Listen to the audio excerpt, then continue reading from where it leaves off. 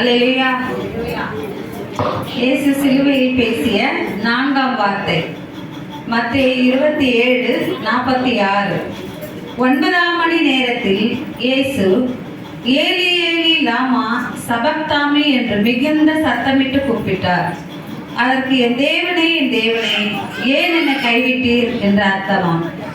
இதுவரைக்கும் பார்த்த 3 வார்த்தைகளும் ஆண்டவர் மற்றவர்களுக்காக பரிதாபப்பட்டு பரிந்து பேசின வார்த்தை. ஆனா இந்த 4ஆம் வார்த்தையோ அவருக்கு ஏற்பட்ட துன்பம், துயரம், அழுகை எல்லாவற்றையும் வெளிப்படுத்துவதாக மட்டும் இருக்கும். ஏலி ஏலி லாமா சபக்தாமி என்று மிகுந்த சத்தமிட்டு கூப்பிட்டார் என்று இருக்கிறது.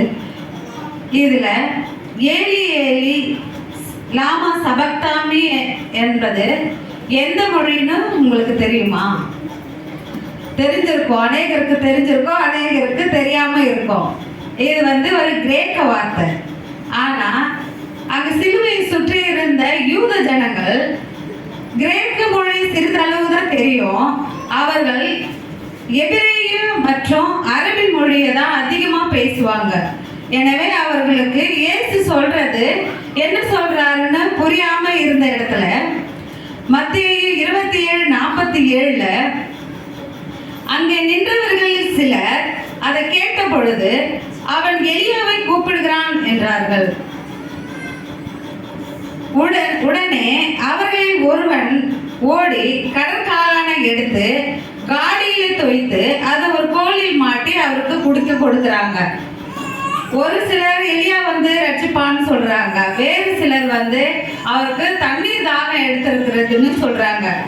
மற்றவர்கள் என்ன சொல்றாங்க, பொறு எலியா இவனை ரட்சிக்க வருவானோ என்று பார்ப்போம் என்று சொல்றாங்க.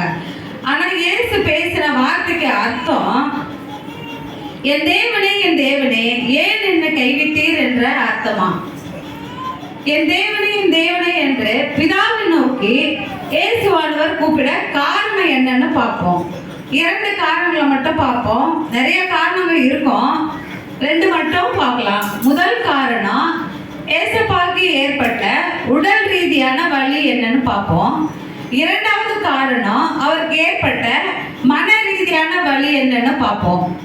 பிலிப்பியர் 2:8 அவர் மனுஷ ரூபமாய் காணப்பட்டு மரண பரியந்தமும் கீழ்ப்படிந்தவராகி தம்மை தாமே தாழ்த்தினார் என்று இருக்கிறது.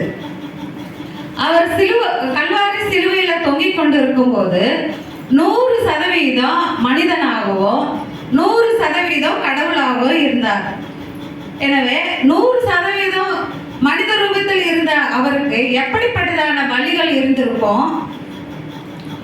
கல்வாரி சிலுவையில சுற்றி இருந்ததான போர் சேவகர்கிட்ட அவர் சரீரத்தை முழுவதுமா பிட்க கொடுத்து முள்ளாலான கிரீடத்தை அவர் சிரத்தின் மேல் சூட்டி பாடு அனுபவித்து ஒரு சொட்டு ரத்தம் கூட சரீரத்துல இல்லாம அவரை எல்லாம் நிந்தித்து அவரை தூஷித்து அவரை அவமானப்படுத்தி அவரை பரியாசம் பண்ணி அவரை துன்பப்படுத்தினாங்க.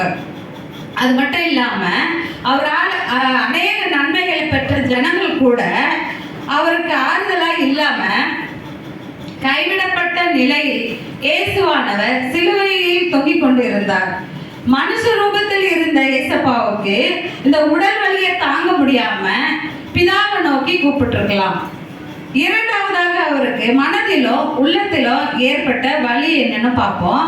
அதுக்கு முன்பு இவ்வளவு உடல் வலிகளை அனுபவித்துக் கொண்டிருக்கிற குமாரனாகிய நம்ம இயேசு கிறிஸ்துவுக்கு பிதாவானவர் ஏன் உதவல? ஏன் பிதாவின் முகம் அவருக்கு மறைக்கப்பட்டது என்று பார்ப்போம்.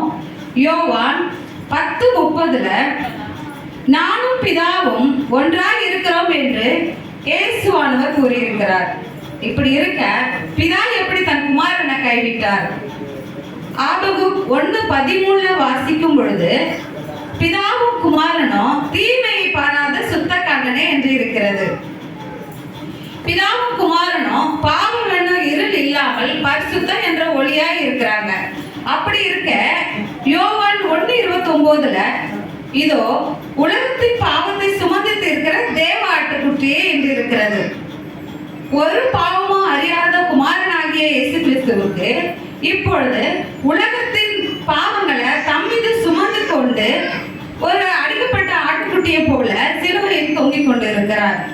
எப்படி இருளும் வெளிச்சமும் ஒரே நேரத்துல ஒரே இடத்துல இருக்க முடியாதோ அதுபோல பாவியாய் தொங்கிக் கொண்டு இருக்கிற தன் குமாரனுக்கு பரிசுத்தமாய் இருக்கிற பிதா தன்னுடைய முகத்தை மறைத்து கொண்டார் என்று இருக்கிறது. உடலளவுல இயேசுக்கு இருந்த வழியை காட்டிலும் மனதளவுல இருந்த வழி அதிகமாய் இருந்திருக்கும். வேதத்தில் பார்க்கிறோம். யோவான் 15:8, யோவான் 15:9. பிதா பிதா என்று உரிமையோடு அழைத்த இயேசப்பா கைவிடப்பட்ட நிலையில என் தேவனே என் தேவனே என்று அப்பா பிதா என்ற உரிமையை இழந்தவராய் தேவனை நோக்கி ஏன் என்னை கைவிட்டீர் என்று சத்தத்தோடு கூப்பிட்டார். இதுல இருந்து நாம என்ன கத்துக்க போறோம்? முதலாவதாக, இயேசுவை போல இக்கட்டான நேரத்திலும் கைவிடப்பட்ட நேரத்திலும் நம்ம யாரை நோக்கி பார்க்கிறோம்? மனுஷன் நோக்கி பார்க்கிறோமா அல்லது தேவனை நோக்கி பார்க்கிறோமா என நம்ம சிந்தித்து பார்க்கணும். இரண்டாவதாக, ஏசாயா 54:7, இமைப்பொழுது உன்னை கைவிட்டேன், ஆனால் உருக்கமான இரக்கங்களினால் உன்னை சேர்த்து கொண்டேன் என்று உள்ளது. இமைப்பொழுது குமாரனை பிதா கைவிட்டாலும் மறுபடியும் அவரை சேர்த்து கொண்டார். அதுபோல நம்முடைய பாவத்து நிமித்தமோ நம்முடைய மீறுதலின் நிமித்தமோ நம்மை இமைப்பொழுது பிதாவானவர் கைவிட்டாலும் நான் நம் பாவங்களை அறிக்கையிட்டு விட்டு தேவனை நோக்கி பார்த்தா நம்மையும் மன்னித்து உருக்கமான இரக்கங்களினால் நம்மை மீண்டுமாய் சேர்த்துக் கொள்வார். இந்த கடைசி காலத்துல பாவ காரியங்களை நாம கைவிடாம இருப்போம் என்று சொன்னா நாம பரலோகம் போக முடியாது. ஏன்னா பிதாவின் முகம் நமக்கும் மறைக்கப்படும். எனவே பாவத்தை விட்டு பரிசுத்தமாய் வாழ இயேசு கிறிஸ்து நமக்கு துணை செய்வாராக. ஆமென்.